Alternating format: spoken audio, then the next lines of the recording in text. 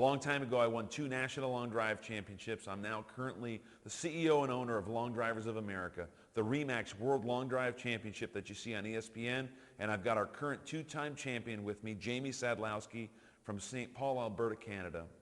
Now, about 5 years ago, I saw Jamie hit a golf ball for the first time at 16 years old, and I watched 400-yard drives. And you're going to wonder, just as I did, how can somebody 5'11", 165 generate that much speed? We've got the 2 best experts in the business that are going to show you from a body standpoint and a swing standpoint how that works. And we're going to show you how even you can generate 20, maybe 30 more yards off the tee to help you with your game. So sit back and watch the longest hitter on planet Earth, Jamie Sadlowski. Hello, my name is Buck Mayers. I'm the Director of Instruction. We're at the Dallas studio doing the 3D imaging of Jamie Sadlowski. We'd like to show what the common golfer can do to what he does. But first, I want Jamie to kind of talk about what he does that's different, unique, to hit the ball so far at his size. Jamie? Again, what I do or try to realize is I'm very flexible. I'm able to take the club back past parallel and then allow my wrist to do most of the action. So again, I create a lot of speed through my hands and through my wrist strength and flexibility. And again, the things that I focus on are good balance and very light grip. Even though you're trying to hit it far, you want to have a very light grip. That way I can use a lot of my hand action. Okay, perfect. Now what we want to talk about now, what the 3D imaging system does is allows us to see some things that you can't see. But we're going to look at it from a face-on view. And this is a more figure with the motion golf analysis to see what his body's doing in space. So we're going to pull up body lines. We're going to kind of see how his body moves in space here in real time. So we're going to look at his backswing here, and you can see his ball position's forward. He's well behind the golf ball. And we're going to watch his takeaway in sequence. So his hands and arms are pushing the club, eventually his torso. Now this is the top of his swing in this position. I want you to look at shoulder rotation here. Okay, this is the angle that his shoulders are moving back and the angle that his hips are. The average golfer typically obviously can't turn that much, but what we see with the 15 handicap is their shoulders and their hips move at the same time, turn about at the same degree. What you see here with Jamie is you see a big difference in hip and shoulder separation. So now we're going to look at it from the top view, which is a unique view with motion golf. And again, let's look at the numbers here. We've got 166 degrees of shoulder rotation. By the way, that's the most that we've ever recorded. And we see 49 degrees of hip rotation. So we see over 3 times as much shoulder rotation to hip rotation. Now, what most books tell you is that it's a 2-to-1 ratio. They say shoulders 90, hips 45. But with the long drive guys, they're 3 times that amount. So anyway, so you can see, now let's pull that wireframe here so you can kind of see the lines through their body. And now we're going to go in slow motion. And let's go ahead and go down.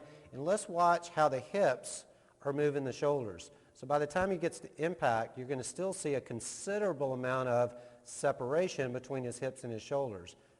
Bang. Okay, so he just hit the ball. So now his hips are 57.8 degrees open. His shoulders are slightly open, which is about 10 to 11 degrees. But again, you see a dramatic separation between hip and shoulders. Typically, the tour player is about 30 degrees separation. We see with Jamie about 47 degrees of separation at impact, which is tremendous. I want to show you something that's unique about long drives too, but how it might help you. Notice the ball position here is way more forward with a long drive guy. Notice that his body's much more behind the golf ball. Okay, one of the things that helps us get the ball up in the air more is getting more behind the ball or moving the ball more forward. You can do either one.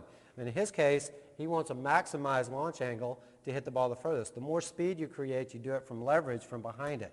Now obviously, sorry Jamie, all of us can't get to that same position, but again, we want to turn as much as we can behind the ball without moving outside of our feet. So let's look where his hips are in relationship to his feet. His hips are now centered. What we see with the average golfer is their hips move laterally instead of rotationally. Okay?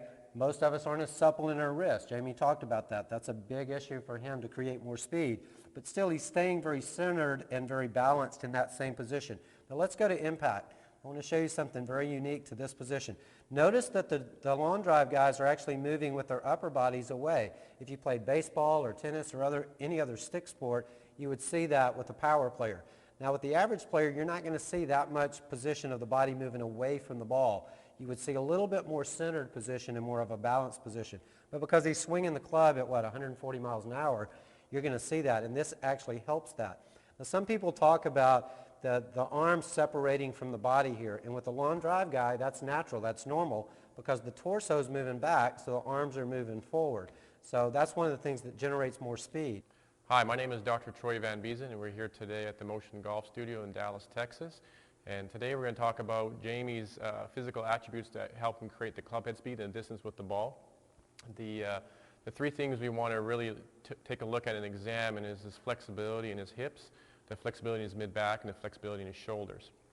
So if you look at Jamie here to dress, and if you take basically the top of his club to the top of transition, and if you look at the above view at that point, you can see a tremendous amount of rotation in his shoulders and his hips.